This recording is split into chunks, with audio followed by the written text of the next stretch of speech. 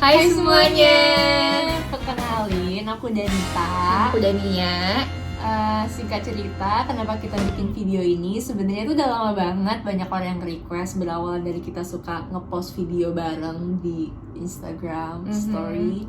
Terus banyak yang request kayak, Kak bikin YouTube bareng dong. Tapi waktu itu kita agak busy dan kita fokus sama Education studi. banget dari kemarin. Sebenarnya udah mau mulai dari 2017, cuman kita udah terus sampai sekarang 2020. Iya, terus sekarang kita udah selesai masters, jadi kita punya luang waktu untuk melakukan hal ini sesuai request kalian. Yeay! Oke, jadi kita udah buka Q&A kaitan dengan masters program in the UK. So let's just get started. Yang pertama, kenapa pilih UK? Mungkin aku dulu kali ya nih. Jadi alasan aku kenapa pilih UK pertama itu karena personal interest. Kayak aku dari dulu punya mimpi kayak pingin deh belajar di UK gitu.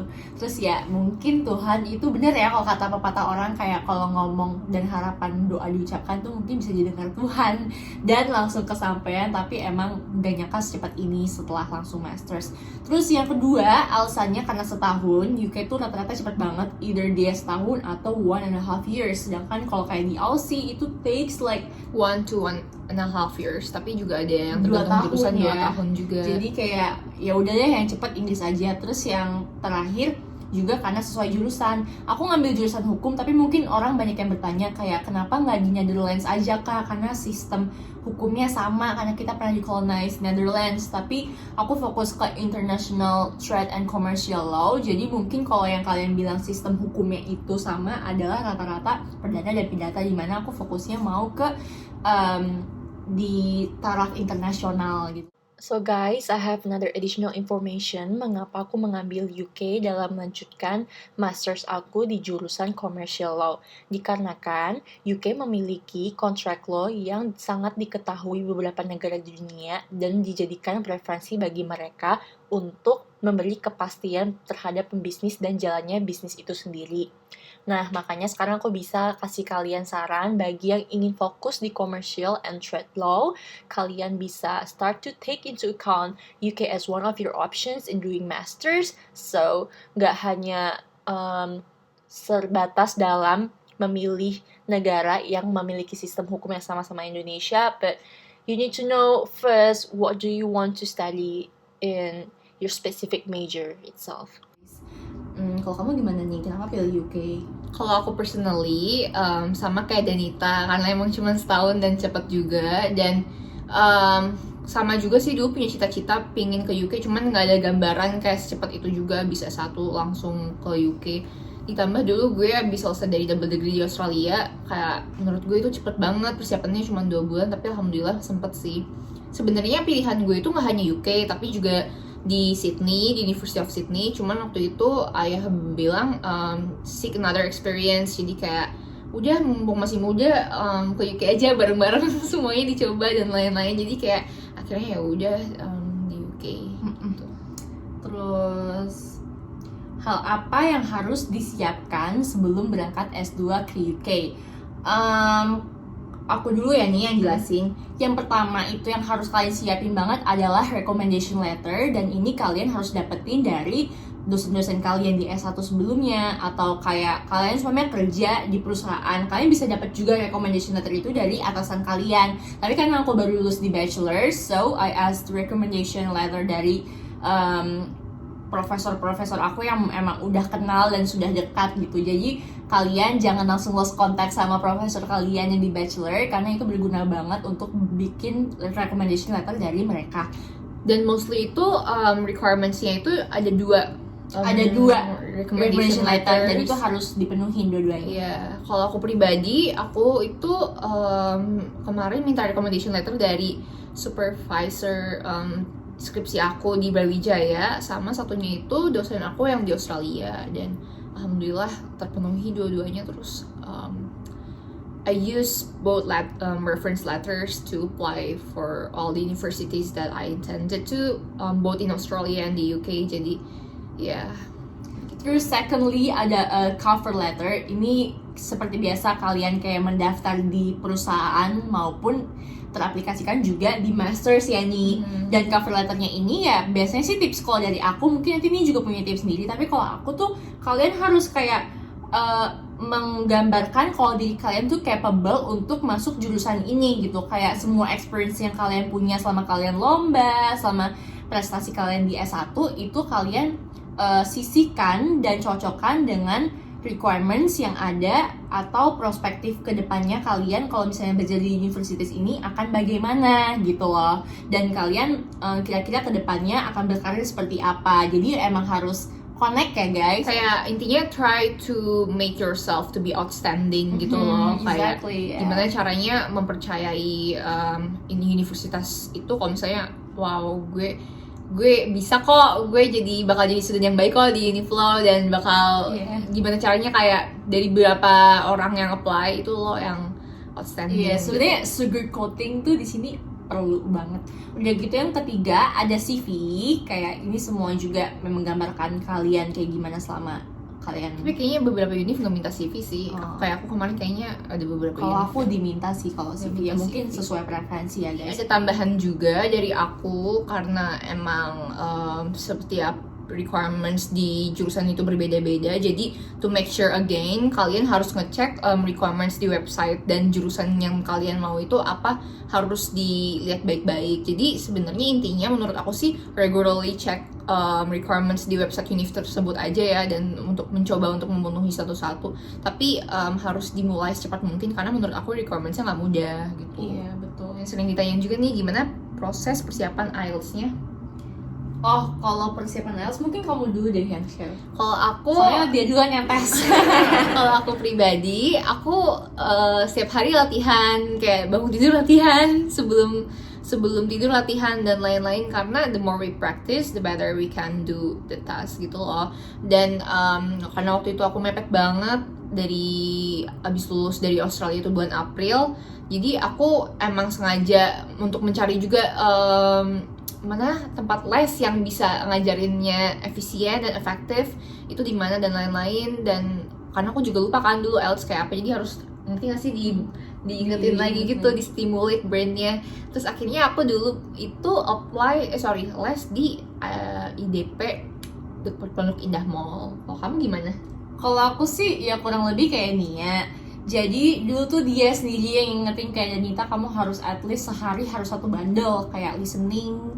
Enggak 1 bandel, 5 malah, kayak 5 kali listening, 5 kali reading, 5 kali writing, itu semua aku jalanin. Jadi 5-5 itu harus tetap jalan biar lebih baik dan tidak lupa gitu. Jadi emang nggak boleh ada kata malas sih, yang namanya belajar ya guys, nggak boleh ada kata malas. Jadi harus konsisten gitu biar bisa.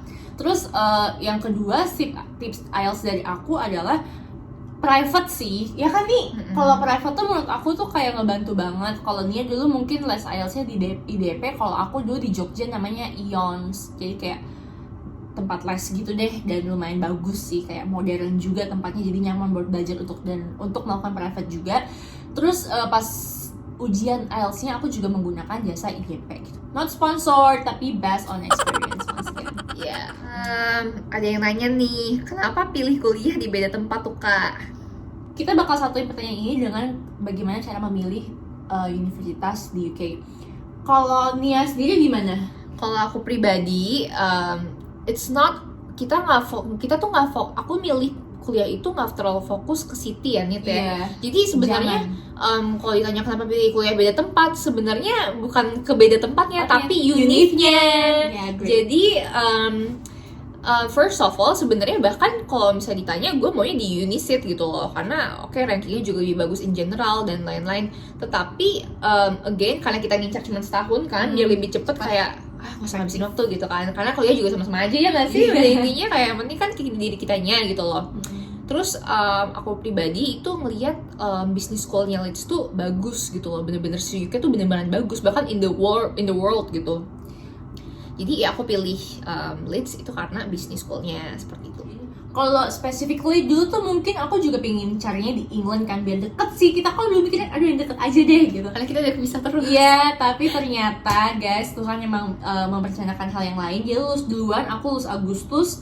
Terus application untuk di England itu yang January intake nggak ada. Jarang. Jadi aku harus ke Scotland. And turns out ternyata di Scotland banyak banget univ bagus kayak Aberdeen, Edinburgh, Glasgow, itu kayak St Andrews yang tempatnya Prince William and Kate, kayak emang bagus-bagus banget dan emang mereka paling over banyak January intake students. Kalau tips secara langsungnya lagi gimana cara pilih univ, satu guys kalian harus research di Google, Ya, oke? di Google overall.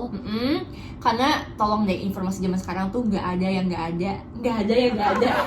Semuanya ada. Semuanya ada. Kalian tinggal tanya lagi orang yang sudah menjalani studi di sana gimana biar kalian lebih Experience-nya yakin. dan lain-lain. Terus alumni segala macam itu sih kalau aku kayak gitu. Oke, dan pertanyaan selanjutnya yang paling banyak ditanya adalah mengenai kesana pakai beasiswa atau nggak pakai beasiswa nih Kak. Terus harganya berapa sih? Soalnya penasaran banget ya namanya masalah keuangan, orang-orang pasti selalu nanya. Jadi aku dulu kali ya nih yang jawab. To be honest, aku sendiri sama Nia berangkat dengan self funding. Iya. Tapi dulu aku memang pernah dapat kesempatan scholarship di salah satu universitas di Scotland juga di UK.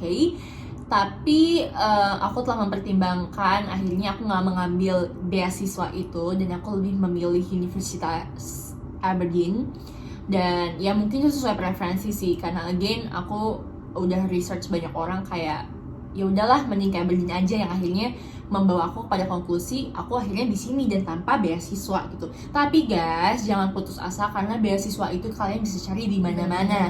Contohnya kayak kalian bisa dapat LPDP, terus untuk dari UK government itu ada chevening, dan kalian juga bisa dapat beasiswa yang kayak dari univ yang sendiri yang ada di UK. Jadi kita nggak terlalu tahu banyak ya, cuman Iya. intinya yang aku tahu itu kalau beasiswa dari LPDP dan pemerintah kayak gitu, literally semua dibayarin, dari tempat tinggal, biaya bulanan untuk biaya hidupnya itu dibayarin sama pemerintah. Iya, Cuman gitu untuk spesifiknya berapa itu kita nggak tahu. Dibilang kita mau beasiswa tuh mau banget ya Mau nih, banget. kayak tapi kita nggak punya kesempatan itu karena tuh agak digencar sama papi. Jadi papi kayak kamu belajar cepet. Dan prosesnya tuh lumayan banget, bisa sampai setahun Iya, loh. persiapannya Bulan-bulan kan sampai setahun. tidak mudah gitu. Jadi akhirnya kita Iya. memutuskan ya udahlah yang cepet aja. Karena gitu. sebenarnya siapa yang nggak mau dapat scholarship, Iya, nggak sih? kayak- Even mau di Ayunda pun mendapat Iya, scholarship. kayak modelnya keren banget sih. Jadi ngomongin Matilda. Terus ya itu sih. Pertanyaan selanjutnya mengenai biaya. Itu juga paling banyak, keluar uang berapa sih Kak? Tuition fee-nya segala macam. Aku nggak bisa ngasih tahu karena masalah uang tuh agak private ya. Cuman aku bakal ngasih tahu ke kalian bahwa semua biaya kuliah itu sangat transparan di website univ Iya, kalian langsung masing-masing. dicantumin. Jadi again balik ke univ website-nya, dicek jurusan apa, diketik jurusannya, langsung keluar. langsung ada. Literally per year. Iya, Jadi kayak itu iya. jelas Dan banget. itu udah akurat. Aku sih kemarin sempat browsing pas masih jadi student juga. Itu Leeds University Business School tuh setiap tahun naik, dan naiknya lumayan banget. Jadi kayak guys cepet kuliah aja sebelum makin naik. Iya, oke. Perbedaan mendasar apa sih daftar kuliah di England dan Scotland, dan bagaimana sistem pembelajaran di England dan Scotland? Mungkin aku dulu kali ya. Overall, sistem pendaftaran dan sistem pembelajaran itu sama. Ya kita daftar biasa, apply, kasih CV segala macam. Terus mungkin ada juga yang diminta untuk transkrip nilai selama kalian in bachelor degree dan segala macamnya. Tapi mungkin ada sistem penilaian di Universitas Scotland dan in England. Kayak sistem penilaian kita tuh, aku tuh ada sistem A-nya tuh ada 5, A1, A2, A3, A4, A5, dan itu maksudnya kayak distinction, atau kalau kalian bisa bilang apa sih, cum laude ya di Indonesia, iya di cum laude. Tapi kalau misalnya di B1, B2, B3 itu aku maksudnya commendation, itu honor juga sih maksudnya, cuman jatuhnya commendation bukan distinction. Kalau aku di univ aku itu distinction, merit, pass. Distinction tuh A, kategori A lah pokoknya. Kalau sudah masuk distinction tuh lo udah aman gitu loh. Merit B, it's not bad, dan tapi nggak terlalu bagus juga. Jadi kayak tapi it's a very safe net gitu loh.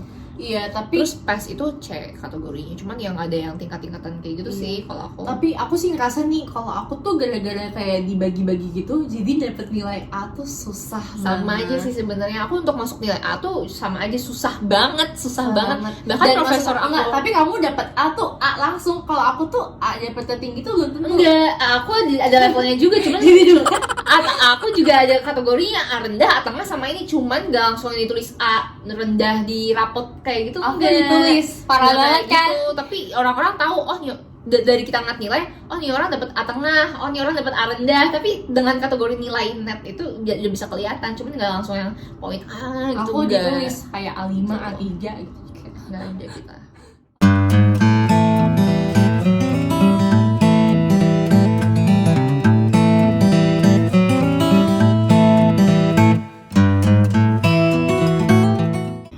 Kak, ada sidang sama skripsi nggak sih?